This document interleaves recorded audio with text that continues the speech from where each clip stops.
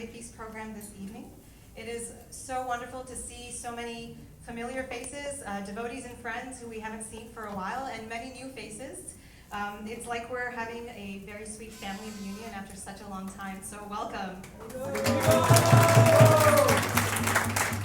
Of course, we are brought together this evening by none other than His Holiness Radhanath Swami. Radhanath Swami ki jai! Radhanath Swami, we are completely honored to have your association this evening and are grateful that you are here in Boston with us tonight. We also want to welcome back two of our beloved devotees, His Grace Pyari Mohan Prabhu and Her Grace Jiva Prabhu. They are two exemplary devotees, strong pillars in our community and mentors to many of us. For those of you who may not know, Radhanath Swami is a monk and teacher in the Bhakti Yoga tradition. He was born in Chicago, and while in his teens, he embarked on a journey to find spiritual truth. His journey led him across the globe to many places, but he finally found what he was searching for in Vrindavan, India, when he met his spiritual teacher, His Divine Grace, A.C. Bhaktivedanta Swami Prabhupada, who is the founder Acharya of ISKCON, a global community that we are so grateful to be a part of. At the age of 31, Radhanath Swami took his sannyas, or monastic vows, and since then he has dedicated his life to many, many incredible projects, including the United Nations award-winning Govardhan Eco Village, Bhaktivedanta Hospital, and midday meals. He is also the author of The Journey Home, an autobiography, and the New York Times bestseller, The Journey Within. With all of these projects, as you can imagine, Radhanath Swami has a very hectic schedule. In fact, his schedule, I believe, is often planned in advance, 2 to 3 years out. He was in New York recently for, I think, the past almost 2 months, then he was on his way to Los Angeles, and he spontaneously decided to visit us here in Boston. So we are extremely, extremely grateful.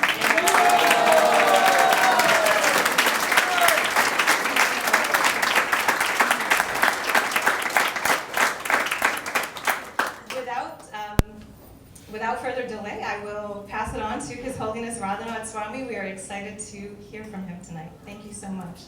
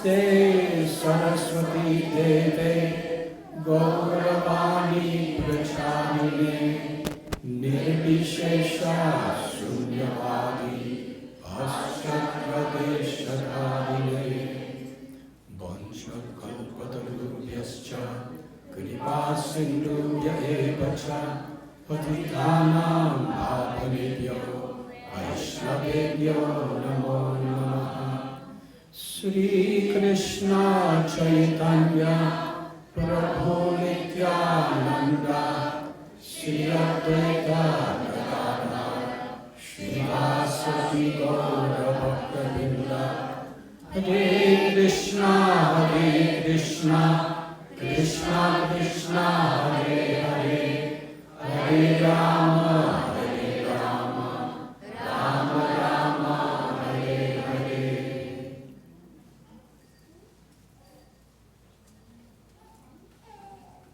Happy to be with you in this great historical city of Boston. Special gratitude to Pyari Mohan Prabhu, Jiva Devi. Somehow,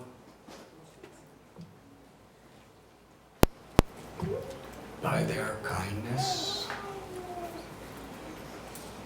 by their lifelong friendship, they brought me to Hartford recently, and then I got entangled in the network of their compassionate service, and it brought me here to Boston.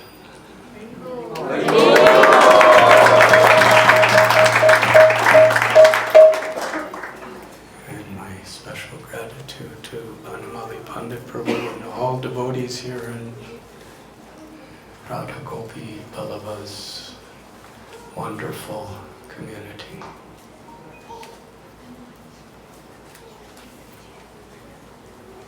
I asked Vanamali Pandit while we were driving to this location about a half hour ago or something, what I'm supposed to speak about today. And he didn't know what to say. But somehow or other, as a default, he said, Ratha Yatra.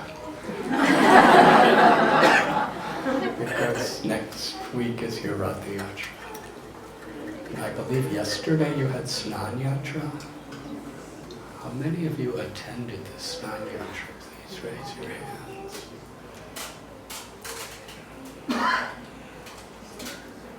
That's a lot these days.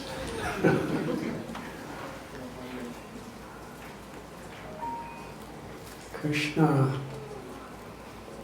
describes in Bhagavad Gita, Ye yatha mam prapadyante tamstataiva bhajamyaham mama vartanti manusya bharatasarash.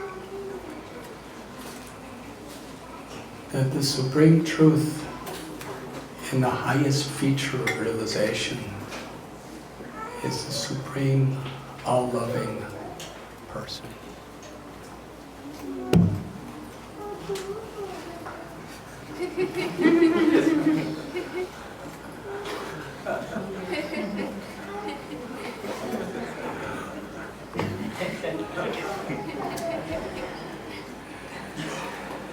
Even this microphone is quite personal.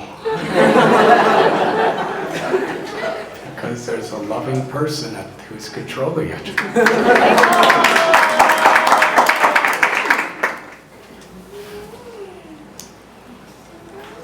And similarly, Mayadhyakshena Prakriti Suyate Sacharacharam Hetunani Lukonteya Jagad Viparivartate.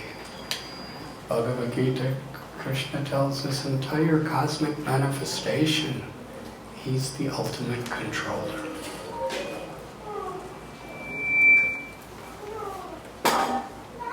So just as when we understand and love the person, we see everything in connection to that person. The Ishopanishad declares Om Purnam Ada Purnamidam Purnat Purnam Udachyate. That the Supreme Truth is the cause of all causes. who is all perfect, an all perfect, all loving person.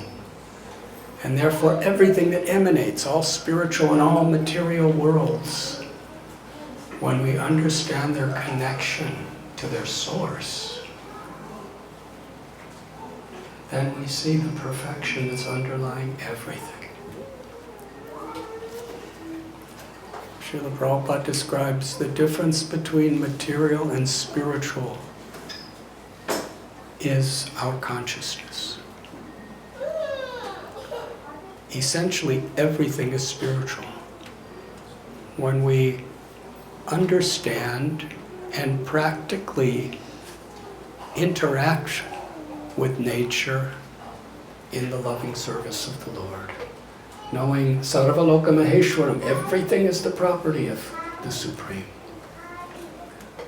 But when we forget that, when we forget that I'm an eternal soul, I'm part and parcel of the Supreme Soul, and everything in creation is the property of the Supreme Soul, that forgetfulness is called ahankar, or the false ego. We're identifying with something that is Maya, which means it's not what it appears to be.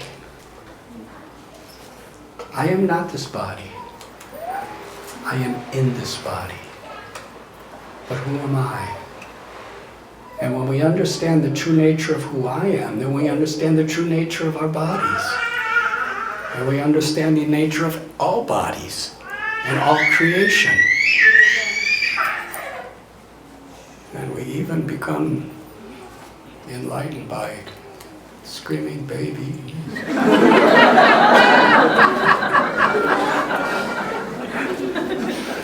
Whatever I'm saying is being tested at this moment. Thank you for helping me to pass the test by taking the baby to a place where she can be happy. So, when we do not understand who I am, Aham Brahmasmi, then everything in our awareness is covered by this cloud of illusion. And then we start thinking, I am black, I am white, I am red, I am yellow, I am brown, I am male or female, I am from this country or I'm from another country, and this is my friend and this is my enemy. It's all based on a misconception that I'm this body. And then when we think I'm this body, then we think this is mine and this is yours. And then we start fighting over on the basis of insatiable greed and arrogance, selfishness, anger, envy, depression. These are all the consequential results of this misconception.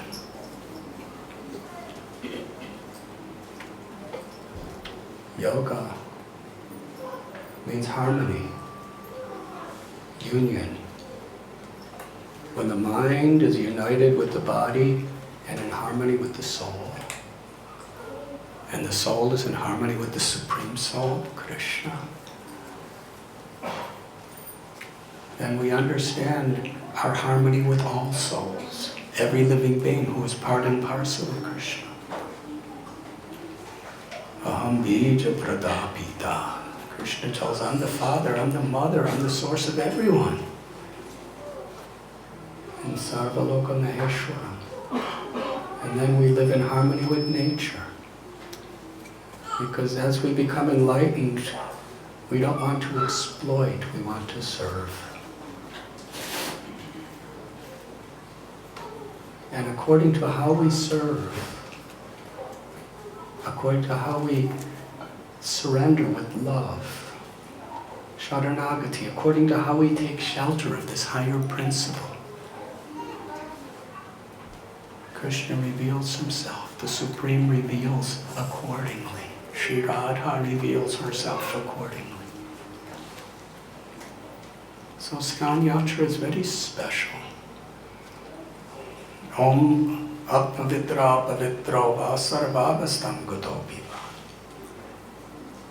Cheto darpanam arijanam bhavamahadavakni narapanam. The whole purpose of yoga, the whole purpose of religion, the whole purpose of spirituality and life itself is to purify our minds from the dirt of selfish lust, envy, anger, greed, arrogance, and illusion. And as we clean the mind, the heart, then the true light of the soul, the true light of our innate love for the Supreme Being, for Krishna, it's revealed.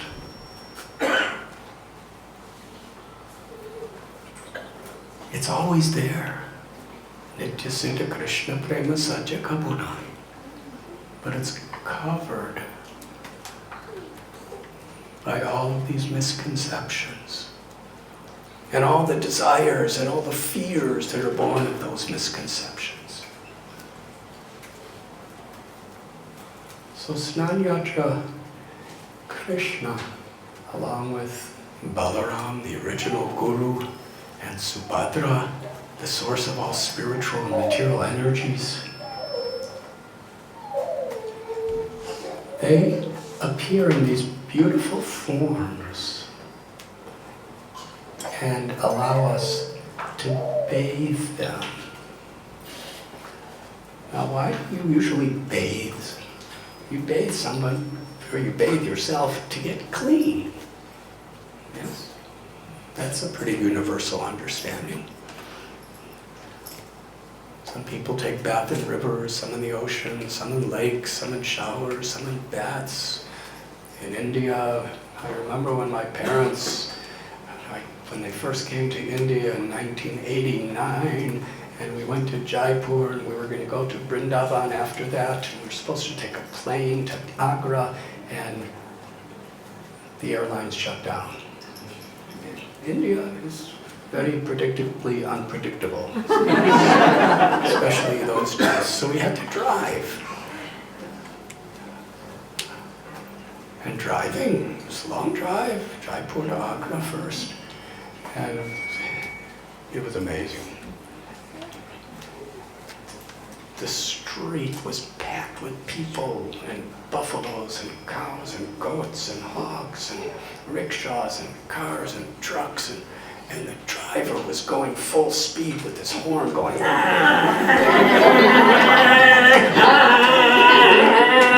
he had a super loud horn.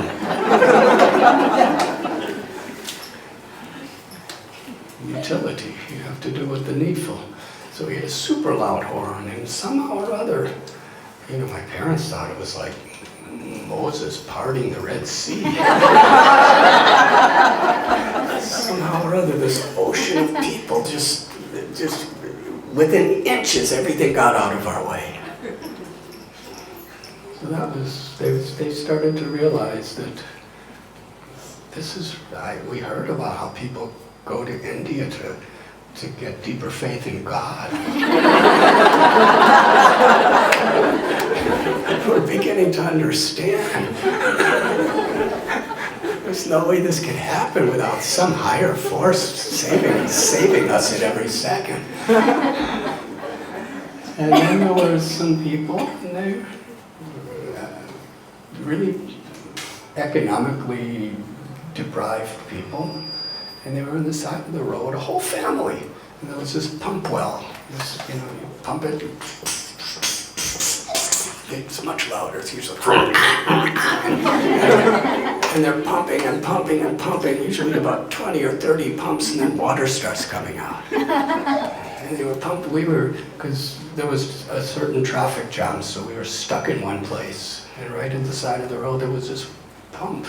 And the father was pumping and pumping and pumping, and then the wife gets down there and she gets under the pump, into the water, and takes a bath. And then about 5 children, they put them under there taking a bath. And then the mother and all the children are pumping, and the father takes a bath. And there's a line of about 10 families waiting their turn. And they were thinking, this is really a simple life. Actually, I'm supposed to talk about Radhanath. Remind me to get back to that, please.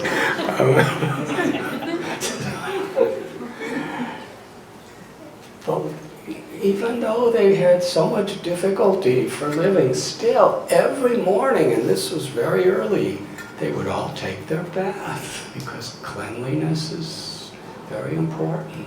Hygienically and also spiritually, cleanliness is next to godliness. And also their own human dignity, however poor, they were clean. And you could see, they were not beaten down because they had a certain inner esteem based on whatever they could do to do their best, they were doing their best.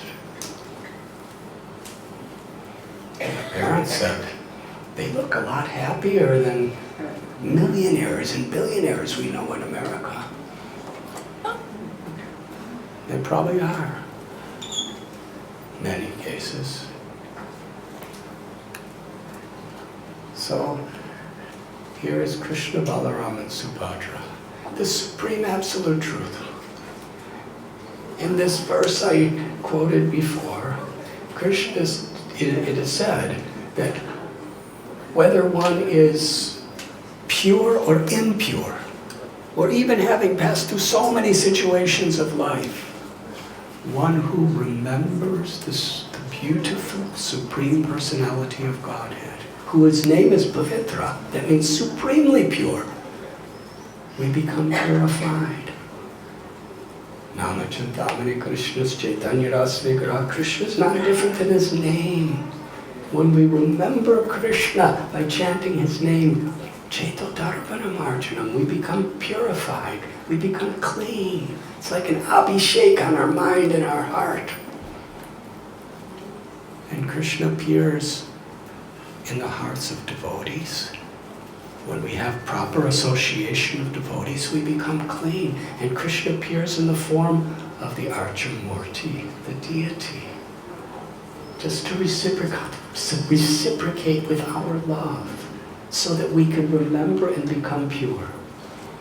And here we are, we're bathing Krishna, and when we're doing it, we're bathing our own minds and hearts, so that the beautiful quality of the love of our souls can manifest. So Snanyantra is very esoteric. It's very deep and it's very meaningful on so many different levels. Is Krishna ever dirty? How could God, how could Pavitra, the Supreme Pure, ever be dirty? Can darkness ever beyond the sun? Did you ever think of that? Is there any darkness on the sun planet? Not possible, it's all light. But Krishna, he accepts the mood. When Yashoda Mai and Nanda Maharaj were the father and mother of Krishna in Vrindavan, one time the little cowherd boys, Balaram and others, they complained to Yashoda Mai, we saw Krishna eat dirt on the bank of Yamuna. And the mother, she's loving Krishna as her own child. Gopal, why did you eat dirt? Don't you know how sick you'll get if you eat dirt? If you eat dirt, your mouth will get dirty, and then your stomach will get dirty, and then the dirt may go into other parts of your body. Why did you do this? And Krishna said, I didn't do it. And Yashoda Mai said, but all your friends are saying you did it. Even Balaram, your brother, who's always on your side, he says you did it. And Krishna said, they're all telling lies about me. If you don't believe, look in my mouth, see if it's dirty. Now the reality is, he didn't. So that's a question. How could the absolute truth tell a lie? It's not possible. He was speaking this just to increase the love of his mother's heart. She looked in his mouth, and just to distract her from seeing dirt, he manifested the entire universe in his mouth. His mouth was only this big. In all the universe. It's not like he concentrated it like we do with orange juice. It was fully there. He saw all the planets, he saw the sun, and he saw the moon, and she saw all living beings. She saw mountains and oceans. She looked a little closer, and she saw herself looking in Gopal's mouth. Wonderful. She was thinking, what am I seeing? What is this? How is this possible? Maybe my son is someone very great, but how could he be how could he be so great? How could he be God? How could he be a saint? Because when he's hungry, he cries until I feed him. And when there's thunder, he runs to me because he's scared. This is the love of the loving exchange. And then Krishna closed his mouth and smiled, and she forgot what she saw. Krishna, please, take my milk and be happy. So in this way, the Lord is all pure. But it's a pastime, and we're allowed to be a part of this pastime. In the process of cleaning, we're in a mood of serving in such a way, in an absorption, in a mood of serving and pleasing, and through that consciousness, we become cleansed.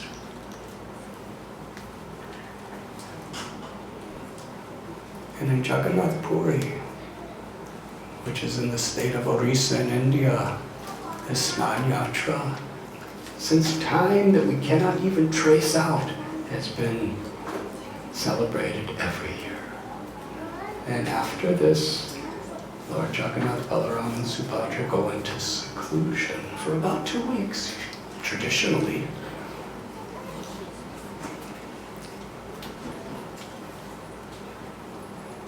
And then comes the Rath Yatra. Srila Prabhupada explains this festival of Rath Yatra represents bringing God, bringing the supreme, all-attractive, all-loving Krishna back into our hearts, back into our lives.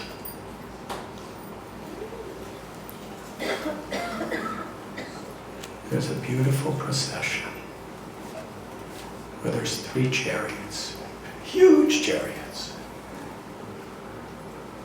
And I think Jagannath's chariot has 18 wheels. And each wheel is bigger than me. Wow. And they have thousands of pieces. And there's a new chariot made every year. They don't use the same one. They make them brand new every year. And the only people who are allowed to carve the wood for these chariots are families who have been doing it for thousands of years. From the time they're born, they're learning how to do it practically. And it's amazing. These chariots, Jagannath's chariot is so huge, and there's hundreds of people on it, along with Jagannath's, who's very large in size. And they don't use a single nail, a single bolt, or a single screw. Everything is carved to fit perfectly.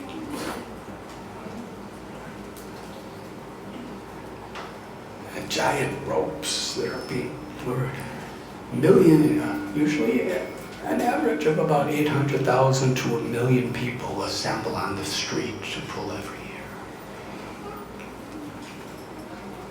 So at the time of Lord Chaitanya, about 500 years ago, Lord Chaitanya is Krishna in the mood of a devotee to teach us how to be devotee. In Bhagavad Gita, Krishna tells, Brahmana bhavamad bhakto madhyashivinam namaskuru mami vaishashi shakyante prabhijani priyoshine. He's teaching this bhakti yoga, how to harmonize our body, our minds, and our words in the supreme truth through devotional service. Through utilizing our body, mind, and words in a spirit of seva, or devotional service. Radha Bhavaduti Trubalitam Nomi Krishna Swarupam. Lord Chaitanya is Krishna, who's come to taste the sweetness of the love of his devotee, and especially his supreme-most devotee, Sri Radha, and teach all of us that beautiful gift of devotion. So he invited devotees from Bengal and so many provinces every year to come and celebrate Rath Yatra with him. And I'm going to tell you very briefly, because it's a very long story, and it's a wonderful story, and you should definitely hear this story and study this story and discuss this story. But I'm just going to tell one little part of it. At least that's my plan.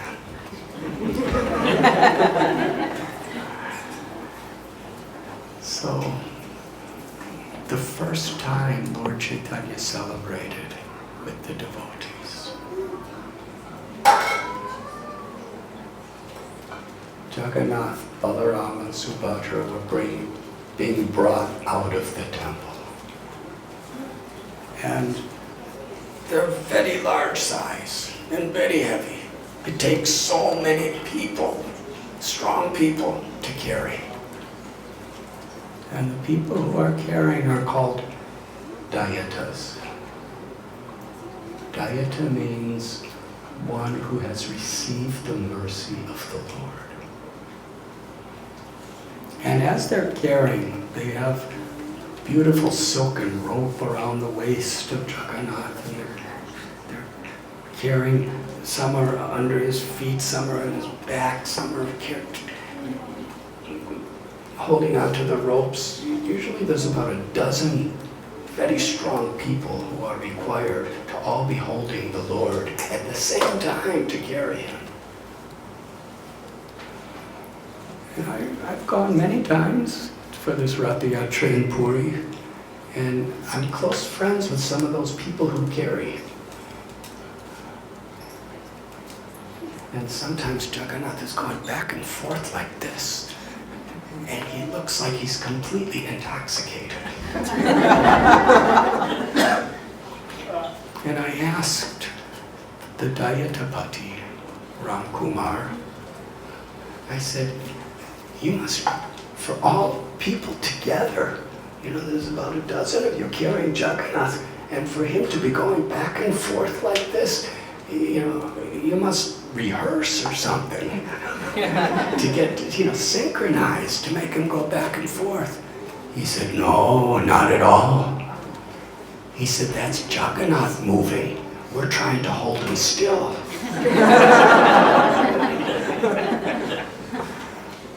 That's a long subject.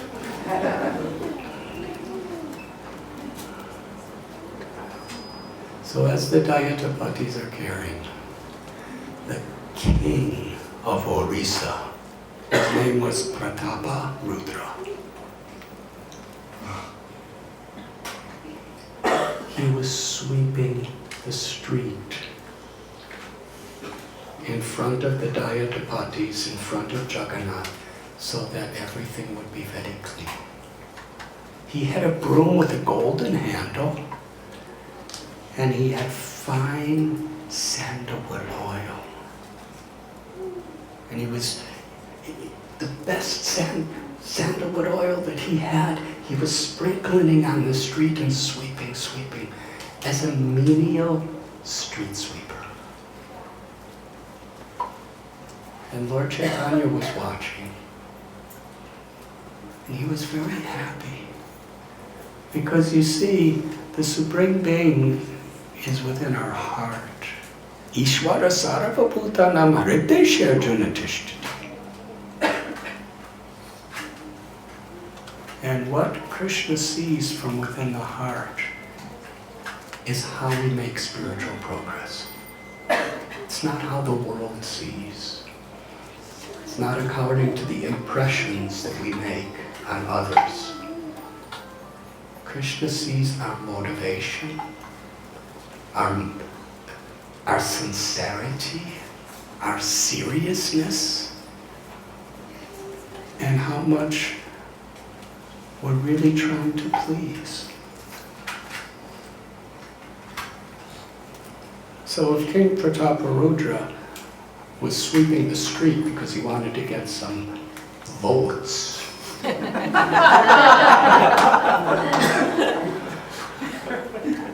then Lord Chaitanya would not have been very impressed.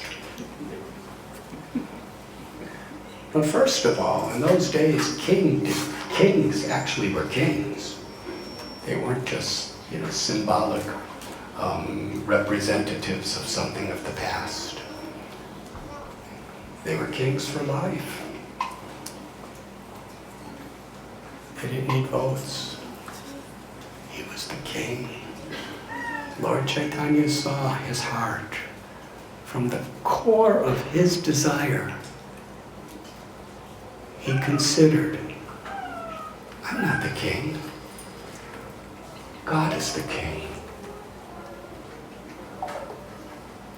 And I'm entrusted with this responsibility, this role, to take care of God's children, which means every single citizen, every human being, of all different categories of human beings.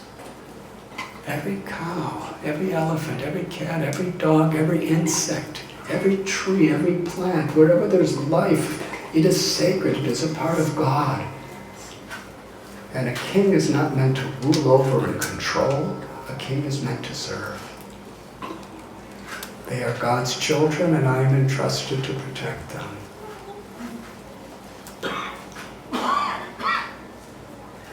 I remember Srila Prabhupada, he was looking out at a gathering of devotees. And he was saying, I see all of you as the representatives of my Guru. Which means how I serve you is how I'm serving my Guru.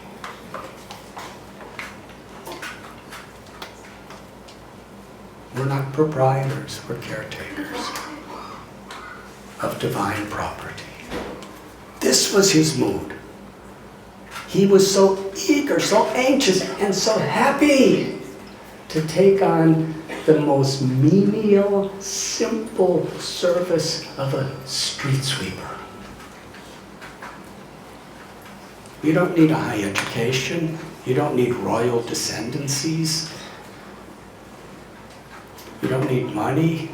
Anybody could sweep the street. Why was he taking so much joy in sweeping the street? Because actually, even when he was ruling over citizens, taxing people, overseeing militaries for people's protection, and everything else a king does, his mood was always the same as when he was sweeping the street. I'm just the servant of the servant of the servant.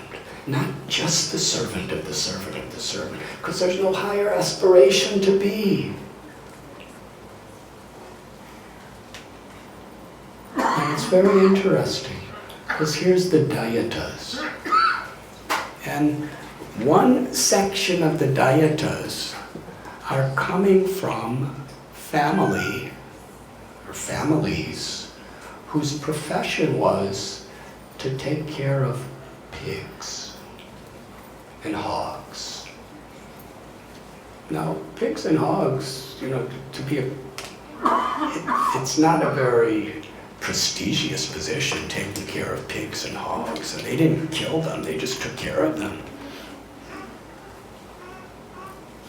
So they were considered very, very simple, poor people.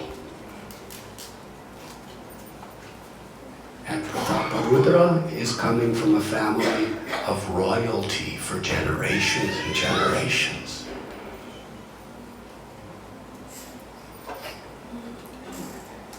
There was no difference. The deities are carrying Jagannath, and the king is sweeping the street so that where they carry him is nice. They're united. There's no, I'm king, you're a pig farmer. You're a servant of the Lord, I'm a servant of the Lord. That was the respect they had for each other. This is the principle of Daivi Varnashram. Where everyone, according to our nature, according to our occupation, according to our role in our family, in our society, we're all servants of that same higher power. And therefore we appreciate each other. We facilitate each other. Every part of the body has its own, the lungs, the kidneys, the pancreas, the heart, the brain, the little toe. Every part of the body has its function, its shape, its color, but every part of the body is facilitating every other part of the body. And in the same way, a healthy social body is where everyone is there for each other, whatever our role. The ego separates us. But yoga, spirituality, unifies us in this higher principle. And here is such a graphic example. The pig farmers and the emperor are all serving together. And in one sense, the king is taking an even more menial service than the pig farmers. They're carrying Jagannath. He's sweeping for Jagannath. But there's no high, there's no low. There's only love and respect. And this is how the Rath Yatra begins, establishing this principle. And Lord Chaitanya saw the king from the earnest, honest core of his heart. He just wants to serve everyone in the simplest way. And Lord Chaitanya decided then he will get the greatest mercy. Now, previous to this, the king Prataparudra, he wanted to have a personal meeting with Lord Chaitanya. But Lord Chaitanya is a sannyasi, he's a monk. And in those days especially, things were very traditional. So sannyasis or swamis did not have meetings with people who were very much surrounded by materialistic things. And kings are very much surrounded by materialistic things. So when he asked for this interview through Sarvabhauma, Lord Chaitanya said, I cannot, I will not. But then when Ramananda, another devotee, Ramananda Rai came, he said to Lord Chaitanya, how the king went out of his way so much to make him happy. Lord Chaitanya said that Krishna, he is more happy when we serve those who love him than when we serve him. Because this king is a servant of the servant in his heart, Krishna will be merciful to him. And now Lord Chaitanya was seeing it himself. The king was a street sweeper, and everyone was watching.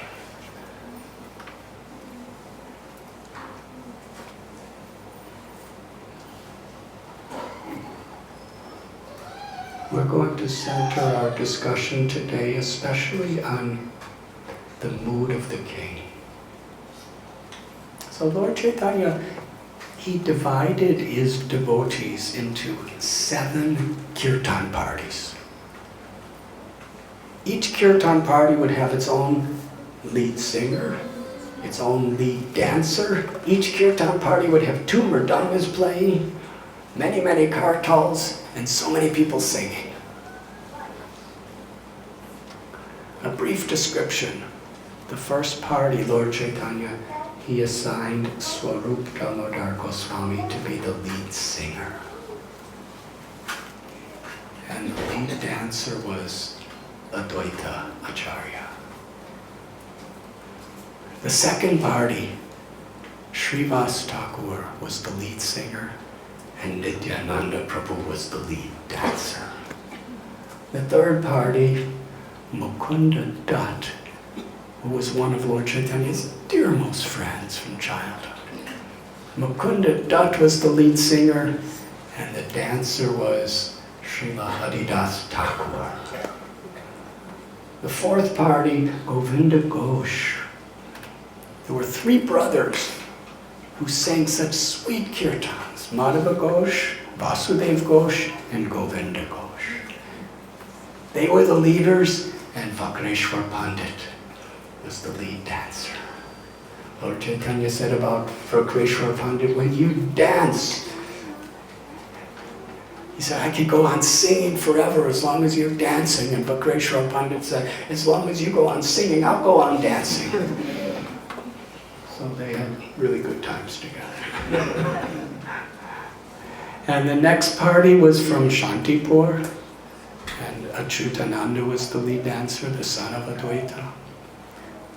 There was another party from the village of Shrikanda, and Narahari and Raghunandan were the lead dancers. And the 7th party was from Kulinagram. And Ramananda and Satyaraj were the dancers. The Lord Chaitanya divided them up and had them all singing. And he had 4 of the parties in front of Jagannath's chariot, 1 on either side and 1 behind. And this is very important. Lord Chaitanya, he folded his hands, looked up at Jagannath and offered prayers. And all the devotees, before really going into this kirtan, they all folded their hands to offer the same prayers. And among those prayers was Naham Vipro Naratpatir Napivaisho Nashudra Gopi Partur Padakamalayur Das Dasantas. I am not any of the roles or designations that may be there for society. Brahman, Kshatriya, Vaishya, Shudra, Brahmachari, Grihastha, Vanaprasanyas. We take these roles, we have responsibilities in these roles, and we follow these responsibilities very, very carefully. But our identity and our purpose is not to be a Brahman or a sannyasi or a grihastha or a brahmachari. We have to follow the roles that are designated to these placements very carefully, but our mood is that we're simply trying to be the servant of the servant of the servant of the servant. The Anu, the very little servant of all other servants of the Supreme Being, the Lord of the Gopis. And that is how Lord Chaitanya established this principle. And here was the king, and here was the pig farmers. They were all in that same mood.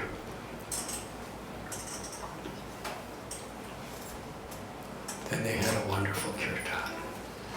And Sri Chaitanya Charitamrita, the author Krishnadas Kaviraj Goswami, gives great details of the loving exchanges that were taking place in this kirtan. And the incredible ecstasies that Lord Chaitanya was manifesting in this kirtan. At one time, Lord Chaitanya was dancing. There were 7 parties. They were all in different places. And Lord Chaitanya wanted to make everyone happy. So he expanded himself to be in all 7 parties simultaneously. It appeared that he had 7 forms. And not only that, but he appeared to be looking directly and personally on each individual. So in each of the Kirtan parties, everyone is thinking, there's 7 parties, but Lord Chaitanya is only with us. He never leaves us. And not only is he only with us and never leaves us, but he just keeps looking at me. So everyone was so happy, but nobody could understand that everyone was thinking like that. Only one who really had a pure heart of love and devotion could understand what was going on. And among them was King Prataparudra. He could see this great mystery. And what was the mystery he saw? Srila Bhaktisiddhanta Saraswati Thakur explains. The first part of the mystery that was revealed to the king was that Jagannath and Lord Chaitanya are one and the same person. And Lord Chaitanya is pulling Jagannath and dancing in front of Jagannath. And Jagannath's watching. And sometimes when Lord Chaitanya would go into very beautiful, sweet dance movements, Jagannath, the whole chariot would stop and nobody could make it move because he was watching. Lord Chaitanya, his love in the mood of Sri Radha was conquering Lord Jagannath. So King Prataparudra could see, here is the one Supreme God in the role of the Supreme and a devotee of the Supreme, and one is dancing and one is watching. Achintya Bheda Bheda. The Absolute Truth is one, but the Absolute Truth can expand in so many ways for the purpose of accommodating loving exchange. And the second thing that he saw was how Lord Chaitanya was in all 7 Sankirtan parties simultaneously, and he was reciprocating intimately, personally with everyone at the same time. You know, little people like me, I can only see one person at a time. But Lord Chaitanya, there's devotees around him in circles by the thousands, and each one is thinking, he's looking at me. He didn't manifest, 8 heads. He didn't manifest many eyes. But he's Rasa Bihari. He's expert in loving exchanges. He's Achintya. His inconceivable power to love and to receive our love.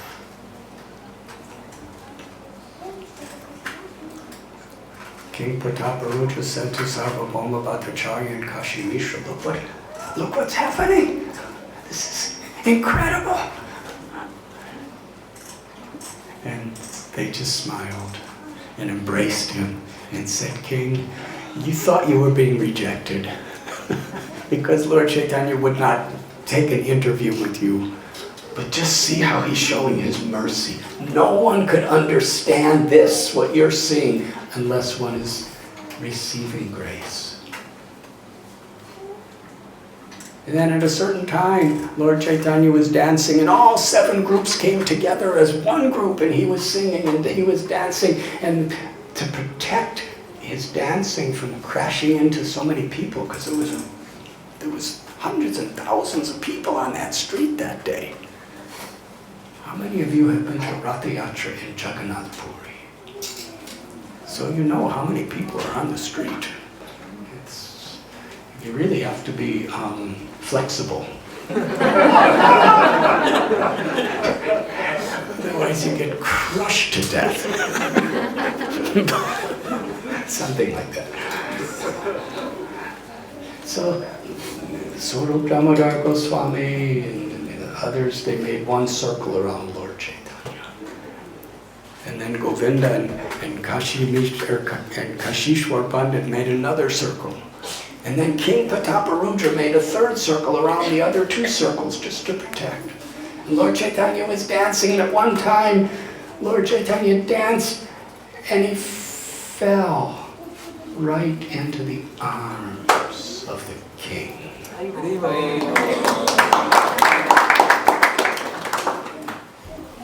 when Lord Chaitanya looked up and saw the king, he jumped off. And he said, "How abominable. I have been touched by a materialistic person." Then he went somewhere else and danced. And the king was... And then Sarvabhauma Bhattacharya, he said, "King, you are so fortunate." He's only saying that to be an example for others. But actually, he's very happy. You are so fortunate. And the Kirtan went on and on. And there are so many beautiful narrations. Krishnadas Kaviraj Goswami describes the inner meaning of Rath Yatra. It's described in Srimad Bhagavatam, 10th canto, where Krishna left Vrindavan when he was only about 10.5 years old. And the residents of Vrindavan, the Gopas, the Gopis, Sri Radha, were feeling such intense love and separation from him. He went to Mathura, then he moved to Dwarka. And at a certain occasion, Krishna invited the residents of Vrindavan, the Brijabasis, to Kurukshetra. In Kurukshetra, there was a solar eclipse, and it was traditional to go there to observe this eclipse because it's a very holy place. So after long decades of separation from Krishna, they finally saw him again.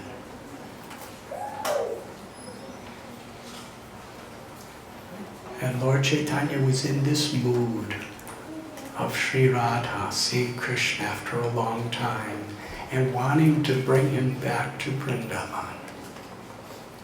You are the same Krishna and I am the same Radha. And these are the same moonlit nights of the month of Chaitra. But I want to bring you back to the banks of the river Jamuna, to a forest of Kadamba trees. Here, you are surrounded by soldiers and warriors and kings and queens. There are horses, chariots, rattling chariots, elephants, so much grandeur. We want to take you back to Vrindavan, where there's just a simple forest. And the only noises are the buzzing of bees and the singing of birds. And your companion is your flute. Here you're dressed like a royal prince. We want you to come back home, where you're dressed like a cowherd boy with a peacock feather, with flowers, wild forest flowers around you. We are not experiencing even a trace of the happiness as when you are in Vrindavan. And actually, our acharyas tell the reason they were doing is because they know Krishna's most happy in Vrindavan. Because the intimacy of the love there is incomparable. Because it's so sweet. It's so pure. Krishna allows himself to be the child, the friend, and the lover of his devotees. So this Rath Yatra from this perspective is bringing Krishna from his royal opulences in Dwarka, Mathura, Kurukshetra back to the simple loving home of Vrindavan. And the Kirtan was in that spirit. At a certain time, a place called Balagandi, where everyone's allowed to make offerings to Jagannath. Thousands, tens and thousands of offerings are made all around the chariot. The king, his queens, the princes, the princesses, the simple farmers, the mercantile people, everyone was just cooking and cooking and cooking and bringing something, offering to Jagannath. And at that time, Lord Chaitanya, who was dancing all day and kirtan and singing, he went to a private garden with some of his devotees and laid down to rest. And Sarvabhauma Bhattacharya and Ramananda Rai, they told King Prataparuja, disguise your, now don't disguise, take off your royal robes and wear very simple dress. And go in and massage Lord Chaitanya's feet and legs. And sing the Gopi Gita, the beautiful prayers of Srimad Bhagavatam, the gopis' love and separation. So King Prataparuja had faith, and he received their blessings. He went to the garden. But first, with folded hands, he begged for the blessings of each and every one of those devotees. Then he bowed down to Lord Chaitanya and started singing Gopi Gita and massaging the Lord's legs and feet. Jayati Te Dagam. Lord Chaitanya heard this and he was so happy. He didn't recognize the king. He did, but he didn't. How is that possible? That's the nature of the Supreme. God is great, gives us an indication. But what is that greatness? The name Krishna means all attractive, supremely attractive, supremely lovable and supremely loving.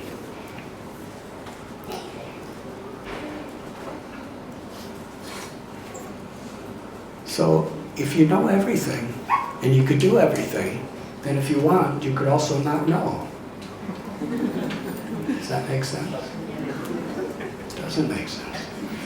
Doesn't make sense, but it makes sense.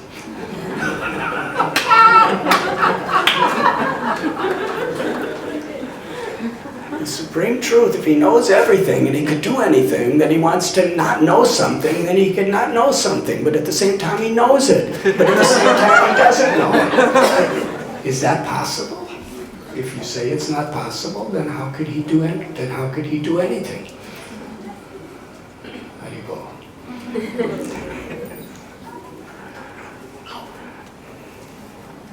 That's why the great saints of all traditions, they tell us the more you understand God, the more you understand the supreme truth, the humbler you become.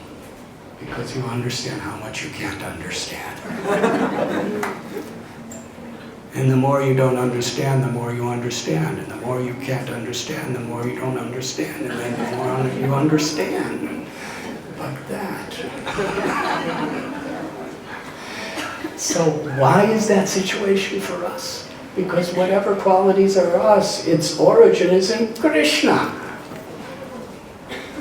But Krishna, it's only to increase and enhance the reciprocation of rasa or love. So Lord Chaitanya, who knows everything, Vedaham samatitani vartamanani parjana. Krishna tells in Gita, I know everything past, all things in the present, all things that are in the future. I know every living entity, every thought, every action, every word that anybody, that everyone has ever said, spoke, or done. and I know everything else. But me no one could know. But still, Krishna makes himself known. And here he is. He doesn't recognize the king. His Leela Shakti. He's in so much of a blissful state. His Leela Shakti. He doesn't know who this person is. The king's in disguise. And Lord Chaitanya heard him singing this beautiful prayer of love. And Lord Chaitanya said, go on reciting, go on reciting. And he kept reciting one prayer after another, after another. And then he recited a particular prayer beginning, Tavakatam Ratam Tapta Jivanam, which is describing that the sound vibration of the words of the Lord and the descriptions of the Lord are so purifying that they give shelter for anybody who's in any condition of material suffering. And they're meditated upon and tasted with such limitless sweetness by saintly persons.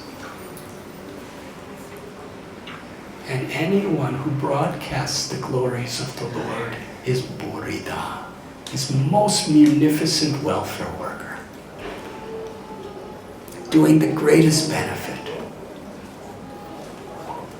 So when he read that, when he recited that, Lord Chaitanya became so ecstatic. He got up and embraced King Prataparucha.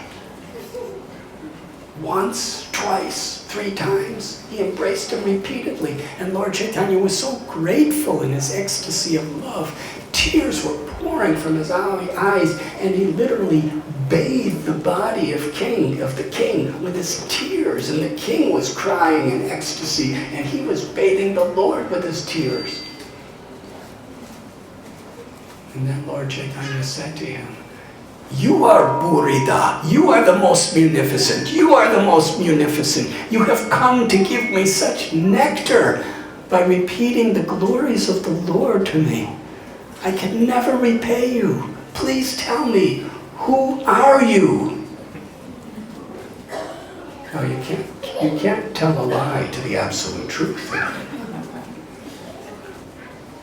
King Prataparucha, if he would have said, actually I'm the king in disguise, you already declared I'm not allowed to meet you, that would have been very difficult. So this is where I'm going to culminate today's narration. What did the king say when he was asked, who are you? The king spoke the truth. The king spoke not just these external designations, I'm the king, Prataparucha, this is my name. Because your body changes and your roles change. You could be a king in this life, and you could be an insect in the next life. We don't know. The mind changes, the body changes, our roles change. He spoke his inner heart. Who are you? I am the obedient servant of the servant of the servant of all of your servants. And my only aspiration, my only prayer in life is to forever be the servant of your servants.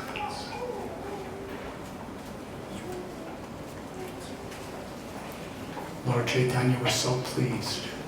He revealed his opulences to King Prataparucha. He revealed his form of Krishna. And all the devotees were watching. And this is such a special feature of the story. Krishnadas Kaviraj Goswami tells, and Srila Prabhupada amplifies this message, that all the devotees were filled with happiness to see how the king was receiving the Lord's mercy. And Srila said they were filled with bliss and their hearts were so wide open with happiness. The king is getting this mercy.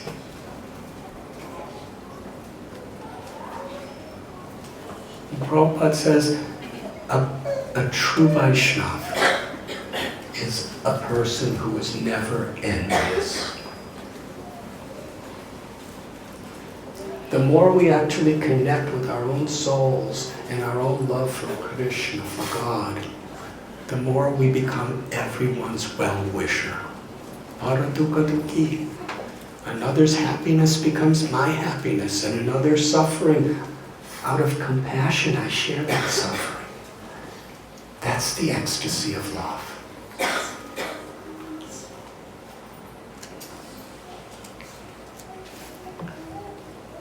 When someone is getting special mercy, when someone is successful in what they're doing, a devotee doesn't become envious, jealous, depressed. A devotee becomes joyful. Just see how this person is getting special grace of the Lord. That well-wishing disposition toward others is what actually opens our heart to receive the mercy ourselves. Someone may do something good. If we're happy for them, if we're happy that they're making spiritual progress, they're getting special blessings, just by being happy for them, we may get more mercy than they're getting. But if we're not happy, then we've lost the greatest opportunity of our life. Material consciousness, we become arrogant when we can do something better. And we become either jealous or depressed when we can't do as much. But a devotee is happy just doing the best they can, honestly, earnestly, sincerely, and is very happy to see anyone and everyone making progress and getting blessings. And that is the true principle of a spiritual community. And there's nothing that gives more joy to the Lord than when we contribute to creating such a community by our example, by our standard of consciousness. Where everyone is there to lift each other up. If someone's down, we're there to help. If someone's up, we're there to help. If I'm up or I'm down, there's devotees there to help. In giving, we receive. That appreciation, that affection is the Vaishnava state of consciousness. And that's the true meaning of Sankirtan. Whether we're in Kirtan together, chanting and dancing, or whether we're cooking in the kitchen, or whether we're preparing for a festival, or whether we're taking care of our family, whatever we may be doing, we are trying to uplift each other with Krishna in the center. That is Sankirtan. And then when we come together to chant the holy names of the Lord, Krishna is with us. When we develop that kind of community, Tatra tishtami narada yatra gayanti madbhakta. Krishna says, I am always where my devotees are together to chant and hear my glories. But it's not that just we could go out and do all, things hurting each other and then we come and chant and think that Krishna's there.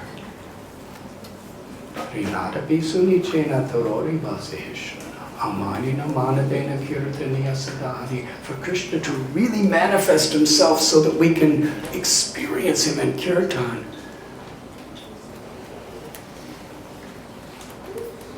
we have these values of community that we're sharing. And here Srila Prabhupada is explaining that when Prahlad Maharaj personally met Narasimhadev, the Supreme Lord, the most powerful feature of the Absolute Truth, Narahari, Narasimhadev offered Prahlad any benediction. Little Prahlad, you're only 5 years old and you have endured so much difficulty just to remain faithful and loving to me, and you're compassionate to everyone, even under the most difficult tests. I want to give you anything you want. Prahlad said, if I ask for something for myself, then I'm not a devotee. I'm just doing business with you. And in this particular purport, Sri Chaitanya Charitamrita Prabhupada is saying, the only thing Prahlad wanted is the blessing of eternally being the servant of the servant of the servant of the Lord. And Dhruva Maharaj, Kuvera, the treasurer of the Devas, offered little Dhruva any benediction. And he could have given anything material. And little Dhruva only asked one thing: to forever be the servant of the servant of the servant of the Lord. And Kolavecha Sridhar was a simple banana leaf seller who was in difficult poverty materially. And when Lord Chaitanya offered him anything, material or spiritual, you can have a palace, you can have your own planet, you can have all the 8 mystic perfections to perform miracles. You can have liberation. You can have elevation to my supreme abode. And Sridhar said, I only want to be the servant of the servant of the servant of your servants. And here Srila Prabhupada culminates the purport by saying we can understand through these histories that the greatest aspiration anyone could ever strive for, the greatest blessing one can ever pray for, is to be the loving servant of the servant of the servant of the Lord. Why? Because nothing pleases Krishna more than that consciousness.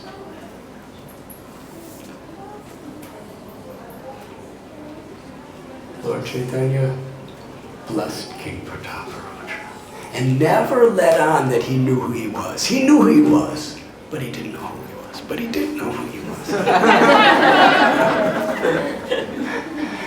And after Lord Chaitanya again embraced him, King Prataparudra bowed down, and then he went back to the devotees, and the devotees were so much celebrating from their heart of hearts. Just see, they were more happy than if they got embraced of the Lord by seeing another devotee being embraced by the Lord.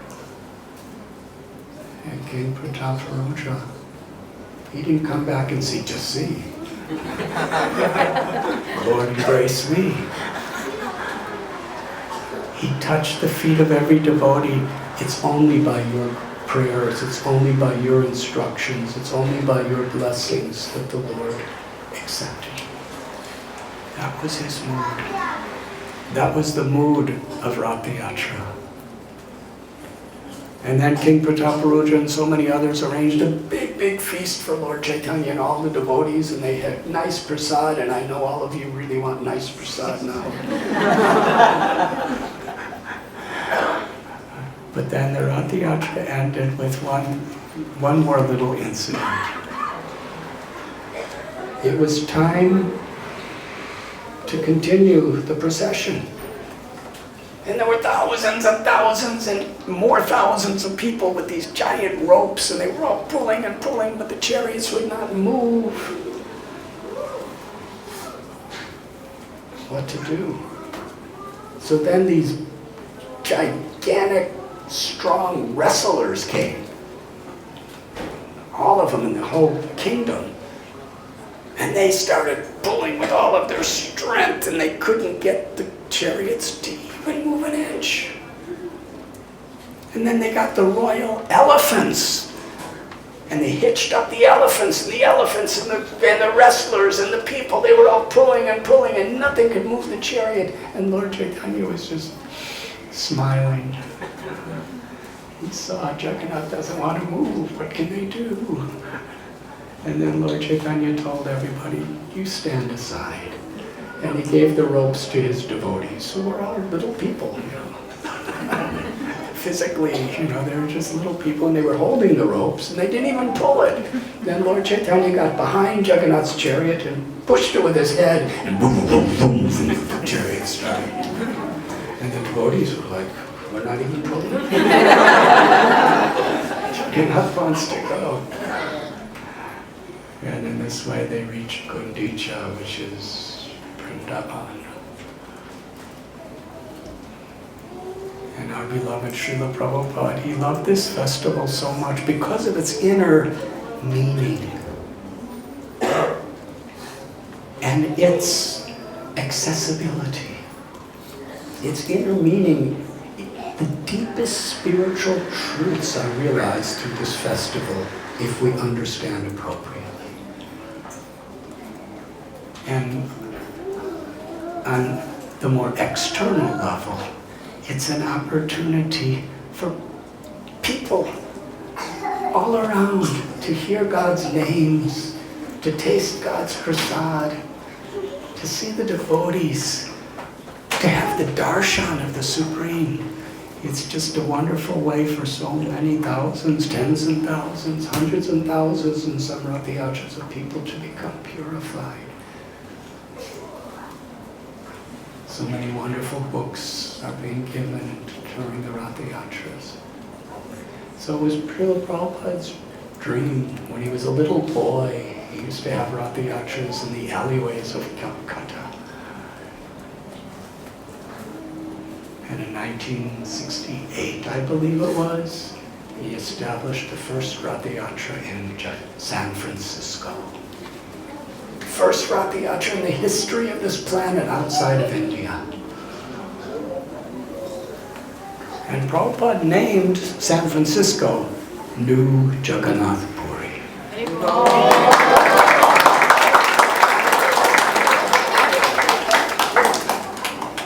There's a New York, there's a New Hampshire, should be a new Jagannath Puri outside. And even the mayor made it an official annual day. It's a holiday. It's recognized by the government, the Ratha Yatra Day in San Francisco. And then there was Ratha Yatras in London and Chicago and Philadelphia and New York City and Hamburg, Germany, and Paris, France, and Nairobi, Africa, and Bombay, and Delhi, and Punjab, and so many places all over the world. There's hundreds of Ratha Yatras in hundreds of places in the world, and especially in Boston, Massachusetts, USA.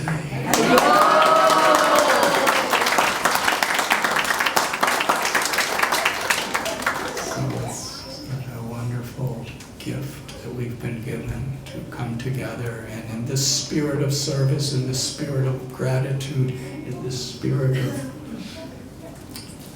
empowering and appreciating each other and chanting Krishna's names.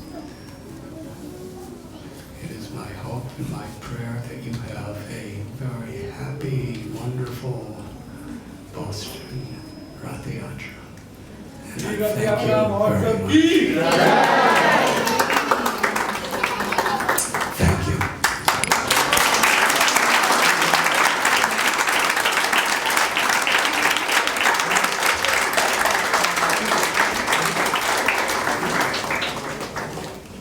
If I went over time, please be sympathetic, because nobody gave me a time to end.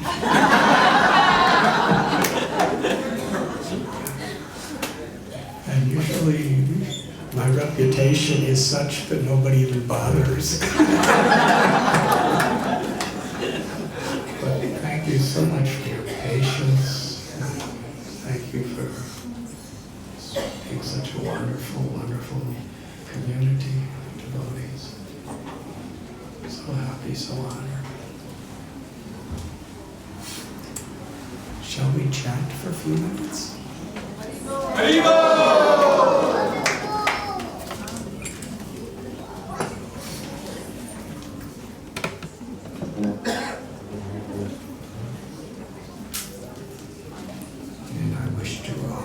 Deep gratitude to His Holiness Radhanath Swami Maharaj, His Holiness Radhanath Swami Maharaj, and all the great Vaishnavas who come here to bless you.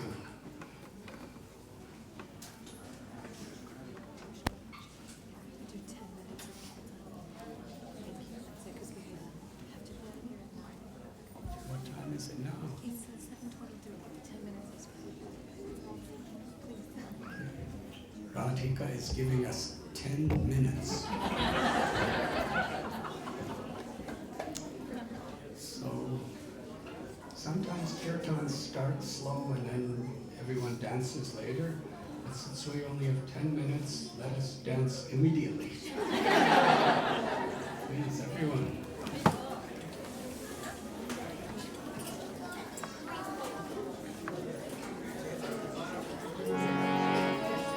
Namo Vishnu Padaya Vishnu Pristaya Bhutale Srimate Bhakti Vedanta Swami Iti Namine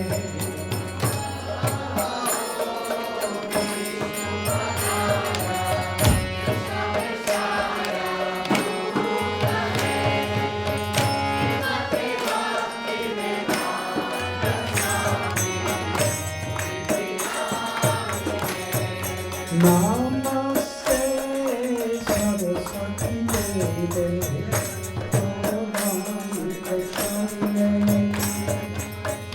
Nirvishesha Sunyavadi Vaspajati Sattvarine Namaste